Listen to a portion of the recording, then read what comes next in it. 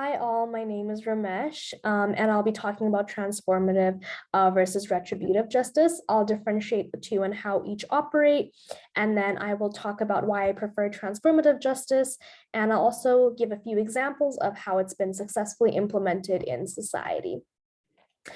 All right, the retributive, or also known as the punitive justice system. So it essentially refers to the repair of justice through punishments, and the system really focuses on establishing guilt and punishing the person who broke the law.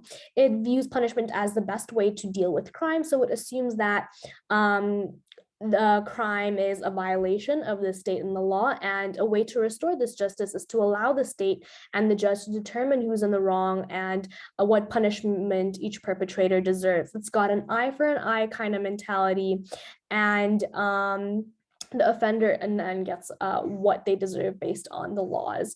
Additionally, retributive justice doesn't involve the community at all, or the victims, and the perpetrator has violated a set rule or a law, and the state must punish this offender to match the level of crime that has been committed. So the system is classist, racist, anti-Black and anti-Indigenous. Marginalized populations in society are overrepresented in prison. So for example, Black people make up 12% of America's population, yet somehow 33% of prison population. And similarly in Canada, Indigenous people make up 4.9% of our population, yet 32% of our federal prison population. And I believe that instead of targeting restorative justice or rehabilitation, prisons right now are actually doing the opposite. They're continuing to discriminate against marginalized folks. And in addition to the lack of rehabilitation that's being offered, our justice system fails to address the societal levels of racism and directly address how lower socioeconomic levels are maybe a cause of crime itself. And so the system of basing the system off of just punishment really fails to prevent the crime and address why the crime has occurred in the first place. And finally, this justice system fails to treat everyone equally.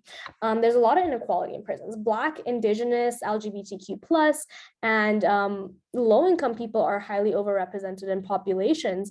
And due to racism and discrimination, rates of police brutality, rape, and abuse are extremely high in people of color.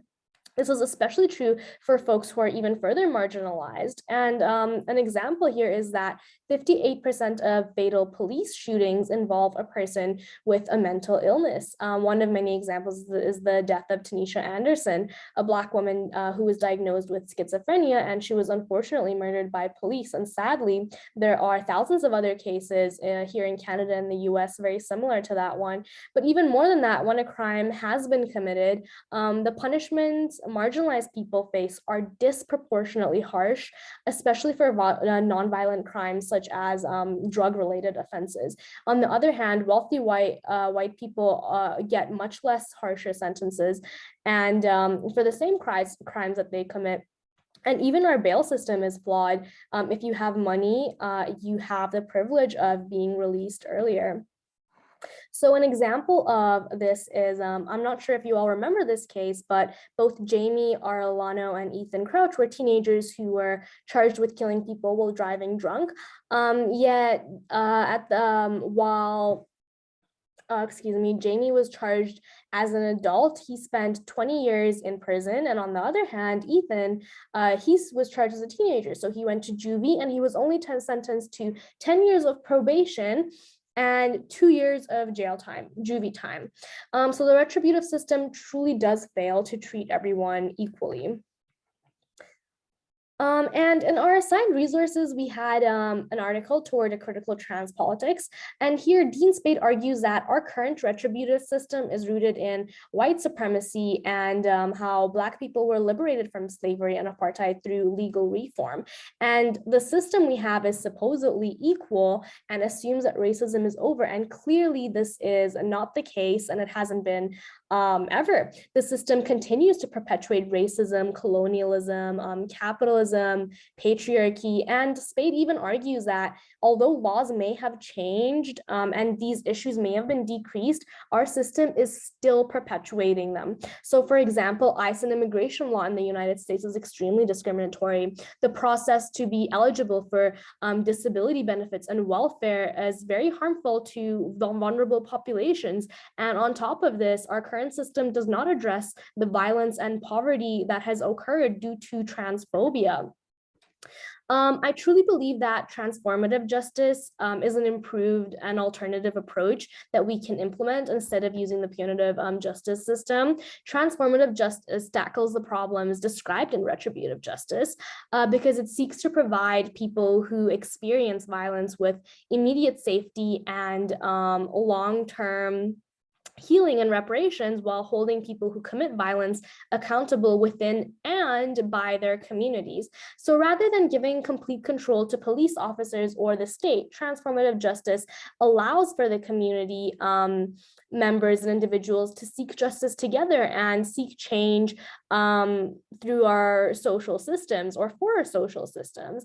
And this justice system focuses less on the legal system and the state, and instead it focuses on preventing harm and healing the survivors who were harmed. And most importantly, it targets the root cause of the violence and the crime that has occurred. It attempts to change the social conditions that initially have caused the crime. An example might be to offer more mental health resources to Indigenous folks suffering from mental health disorders, or raising awareness on the rape culture that we have today. So this system focuses on decreasing violence in a way that doesn't rely on or perpetuate oppressive systems like ICE or the court system or on police brutality. And transformative justice doesn't rely on systemic violence, such as reinforcing harmful gender norms, Instead, what it does is it helps cultivate ideas that prevent violence. So such ideas include resilience, healing, connection, safety. So we attempt to address the harm through a larger societal level, and it attempts to not only think about how it's just the individual that's causing the harm, but it could also be possibly environmental or a societal level. Society could have contributed to this harm that has taken place. So transformative justice is used to respond to violence by focusing on both the individual and the larger community, and it works so that survivors can be in control and heal. And on top of this, perpetrators and the larger community are held accountable. So individual behavior is not the only behavior that's being targeted. All the conditions that allow this violence to take place are also being inspected. And by taking into account societal conditions, future harm can be prevented even further. So many transformative justice approaches have been used in society. Although no country has completely implemented the system, there are many that have used this alongside restorative justice. So API Chaya is an organization that has done this. It's in Washington, and it provides services for survivors of domestic and sexual violence. And it has recognized that there's been decades of criminalization for domestic violence and gender-based violence, yet the violence has not decreased. So clearly, punishment is not working. And what they did is they created resources that help heal survivors, and these resources range from intensive care management to safety planning, emotional support, legal services, and therapy. Another example is the hashtag Free Brescia movement. Brescia was arrested in 2016 for killing her abusive father, and this movement seeks to drop her charges and increase awareness of society on child abuse.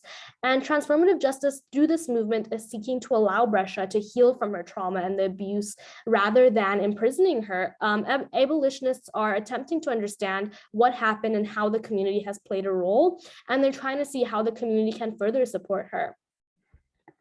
Thank you all for watching, and here are a list of my references. I hope you all learned something.